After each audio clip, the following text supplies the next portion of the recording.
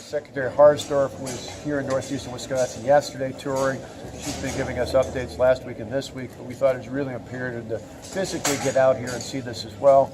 Obviously, it's the damage we saw here. You're thinking between this and some of the other structures, realistically, probably somewhere over $500,000 just for the structure. That doesn't even account for all the other issues with business interruption, the effect on milk supply. Milk prices have already been a challenge for farmers here and across the state of Wisconsin, and so this is just one more blow.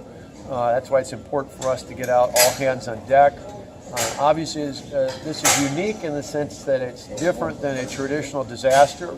Often when I'm on site after a flood or tornado or other things like that, even a fire, we'll talk about insurance, and then talking about getting in contact with the local county emergency management person who works directly with the state emergency management, knowing that if we get up to a certain threshold, we can declare a state and then eventually a federal declaration for an emergency.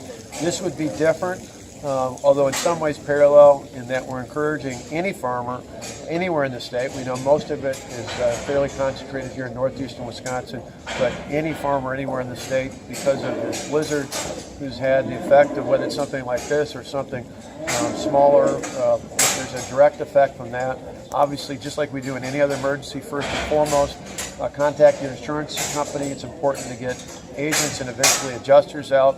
They're also helpful not only in terms of coverage they can provide, they help us get an understanding because they're collecting information that we can use at the state level. We have with us here today Sandy Chalmers, who's with the United States Department of Agriculture. She's the Executive Director for the State Farm Agency. The key thing with that is Sandy used to work for us in state government, so she knows the state very well. It's important to have her out. And really, in addition to contacting insurance agents and getting adjusters out, the other big thing is for people to collect information, to keep track of all the costs, not just in terms of damage done, but to try and assess as much of that as possible and hand that on to the local farm service agent at the local level, because we'll collect that up through the state, and then depending on the totals that are received, we can eventually make a request to the U.S. Secretary of Agriculture for assistance in that regard, whether it's low-interest loans or other assistance that the United States Department of Agriculture can provide. The key for us to do that is where it's similar to other emergency management situations, is collecting as much of that data as possible. The more information we get, the more the case can be made in terms of us asking for federal assistance. And so it's really important to be here today. Obviously, in addition to this, we're going to continue to look at ways we can help our farmers. Back at Ag Day in January, we talked about other grants and assistance to help get more people into farming.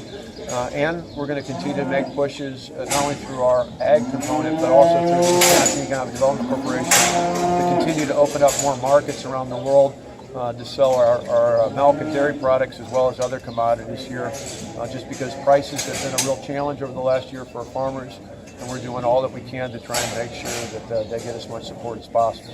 So with that, I'll take questions. Any early indication of how much damage?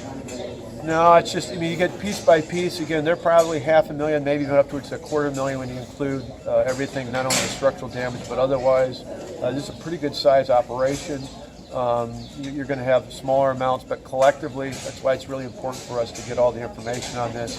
The other thing that's important is we've talked with our insurance commissioner's office to make sure. So far, it sounds like from people we've talked to, they've gotten a good response in terms of at least early response from insurance companies, but this is fairly unique, and so depending on the insurer, if farmers and other property owners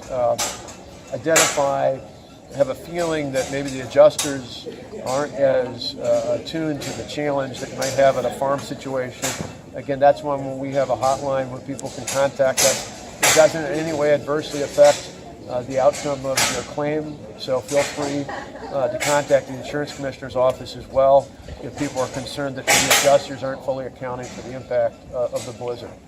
Governor, a lot of farmers say that cows are now getting sick as a result of the storm. Can they get any financial help from that? It depends. In fact, one of the things we were just talking about with the state director or the Farm Service was that they just recently, and I'll let Sandy talk about this as well, but they just recently, you said, was the deputy secretary had made undersecretary, excuse me, there's so many different secretaries, it's hard to keep track. The undersecretary at the United States Department of Agriculture had made a finding that, for example, if there was pneumonia, I think it was tied into the blizzard, that actually would count as an expense.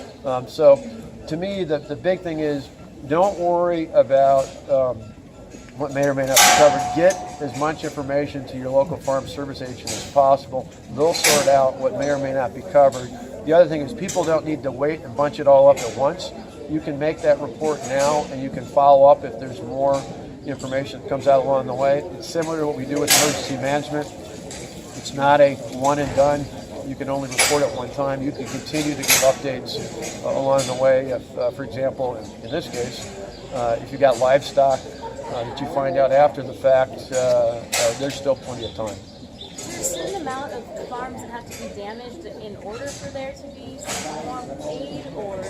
No, it's for us. It ties in like it does overall with overall emergency declaration and other areas. It's the overall threshold within the state or the region. So that's why for us it's really important, even if it's covered under insurance, for us to find out how much the damage is, how much is covered, even what kind of deductibles or co-pays are involved with that, just so we know that how much our farmers and property owners are being expected to pay for and how much is covered by insurance.